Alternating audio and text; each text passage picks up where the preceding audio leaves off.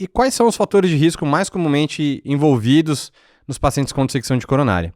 Bom, vou mostrar aqui para vocês. A gente tem alguns estudos, né, observacionais. São poucos casos que a gente tem de dissecção de coronária, então a maioria dos estudos que a gente tem são observacionais, registros. Inclusive tem um registro grande brasileiro também, liderado pelo Adriano Cacheta, do Einstein da Unifesp aí, e vários hemodinamicistas também. Bom, a gente tem que a dissecção ela vai ser mais prevalente nessa faixa etária entre os 45 e 55 anos, acaba tendo assim um overlap com a idade que a gente vê muito a síndrome coronariana aguda aterosclerótica mesmo, mas no geral são pacientes mais novos também, tá? Vocês vão ver que tem pacientes com 35, 40 anos. E quais são os fatores de risco mais comumente encontrados nesses pacientes? Um dos principais que a gente vê é a fibrodisplasia muscular, que é aquela doença do colágeno que acaba levando a estenose de artéria renal, que é uma causa de hipertensão renovascular no doente jovem, que acaba tendo aquele aspecto de colar de contas, pegando mais artéria renal médio para distal, por exemplo, podendo ter em outros lugares, né, do leito arterial. Então a gente vê que talvez tenha uma relação por tratar-se de uma doença do colágeno, talvez. Doenças inflamatórias sistêmicas, por exemplo, doença do tecido conjuntivo, terapia hormonal, então a gente está falando de anticoncepcionais, por exemplo.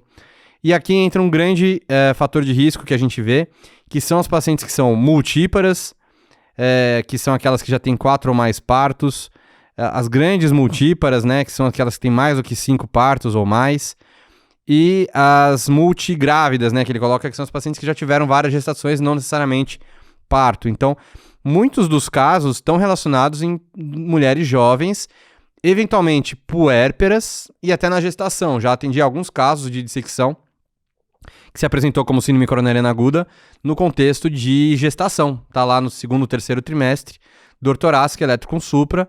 E aí, é aquela coisa, né? Vai ter que ir um cateterismo, não vai trombolizar, preferencialmente manda para o CAT. E muito provavelmente pode ser uma dissecção de coronária, tá? Então, lembrar de sempre, nesse caso, a gente tem que pesar risco-benefício e a vida da mãe, nesse ponto aí, acaba pesando mais, tá? Bom, então esses são os principais fatores de risco, mas tem alguns outros aqui nessa outra revisão do Jack, que é bem interessante também, porque embora a maioria dos pacientes que apresentem dissecção, né, não tenham os fatores de risco convencionais, que eu comentei, hipertensão, diabetes, dislipidemia, isso vai acabar acontecendo geralmente em mulheres jovens, tá? O protótipo é mulher jovem. Então, é multípara, é puérpera, é gestante, é uma paciente que tem alguma doença, né, no colágeno, então também é uma paciente que geralmente pode ter enxaqueca, fibrodisplasia muscular, e dentro disso tudo a gente pode ter algum gatilho, como medicações, esforço físico, né, manobra de Valsalva. Eventualmente a pessoa pode ter alguma fragilidade capilar, e aí por um aumento da força de estresse, aumento da força de cisalhamento, pode ocorrer esse aumento do estresse hemodinâmico, ou fisiológico, né, enfim, e isso pode acontecer levando a uma dissecção. A gente sabe que a exposição à mudança hormonal recorrente e crônicas da gravidez podem aumentar ainda mais os riscos, então mulheres com múltiplos partos entram como fator de risco, como eu comentei também. E dissecção de mais do que um leito é comum durante a gestação. E a gente acaba tendo que, num geral, esses pacientes aí, eles têm algum gatilho, seja um trabalho de parto, durante o parto, que faz manobra de Valsalva, ou um esforço físico, enfim, ou uma terapia hormonal mais agressiva, uso de droga recreativa. Isso tudo pode ser um grande gatilho aí para um estresse do sistema cardiovascular, gerando essa repercussão, né, de estresse de cisalhamento da parede. Bom, e o próximo passo que eu ia comentar aqui para vocês é que a gente tem alguns tipos de dissecção. Então, vamos classificar as dissecções de coronárias, tá? Então, o primeiro ponto que eu queria mostrar para vocês, a gente vai ter 4 tipos de dissecção de coronária, que eu estou mostrando os 3 principais tipos.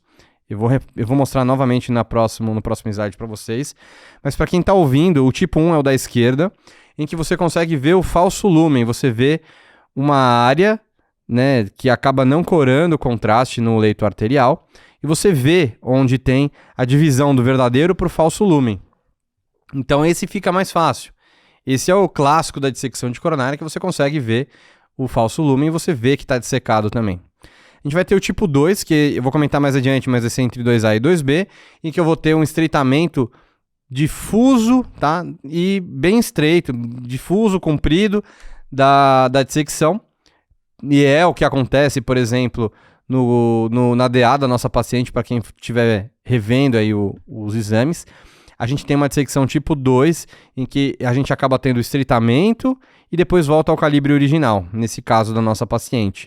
E a gente vai ter o tipo 3, que vai ser uma dissecção focal, e aí mimetiza muito uma placa de aterosclerose, e aí outras coisas vão nos auxiliar. Então, se é uma paciente que já tem outras comorbidades, já tem outras placas, por exemplo, fica mais difícil, só na angiografia, só no olho nu, entender melhor a fisiopatologia, qual que é o tipo. E aqui eu também tenho aqui mostrando as duas fisiopatologias, né? A laceração da camada íntima na parte inferior esquerda, gerando falso lúmen, e o hematoma intramural, gerando a obstrução, tá? Então, pondera-se que talvez o tipo 1 tenha uma fisiopatologia mais típica, né? Que seria a ruptura da camada íntima, e por isso você consegue ver o flap da dissecção muito bem na angiografia. Já o tipo 2 e 3, talvez a fisiopatologia seja o hematoma intramural. E aqui, pessoal, nesse outro esquema, a gente tem direitinho mostrando os 4 tipos de dissecção que a gente pode ter, até subdividindo o tipo 2. Então, tipo 1, relembrando, falso lúmen, ruptura da camada íntima, tem uma laceração, e vou propagando ali a dissecção pelo endotélio, gerando esse falso lúmen. No tipo 2, a gente vai dividir entre 2A e 2B. Para ser tipo 2, ele tem que ter uma estenose, um estreitamento difuso maior do que 2 centímetros. A gente vai ter o tipo 2A, que vai ser do segmento médio para distal, e que aí ele vai voltar para o seu calibre natural, o calibre prévio, que é o que acontece na DA daquela paciente. E o tipo 2B, que ele vai do segmento médio distal, ele vai estreitando e não volta para o seu calibre original. E vai ter o tipo 3, que vão ser lesões focais, tá? Então, menor do que 20 milímetros e pode mimetizar uma placa de aterosclerose. O tipo 4 seria uma oclusão total, é um stop. E vai ficar difícil de você ver, né? Porque às vezes o hematoma ocluiu totalmente, você não sabe se isso é uma placa que fechou, você não sabe se isso aí é cardioembólico, e aí êmbolo geralmente pode causar esse stop também, geralmente sem nenhuma placa, numa região mais distal. Então fica um pouquinho mais difícil da gente conseguir olhar e entender melhor a fisiopatologia, mas o tipo 4 é um stop distal também. E aqui tá, para quem estiver acompanhando, tem uma tabelinha também de uma revisão legal que tem do Nature, que é desse ano, mostrando realmente como que são classificadas as dissecções.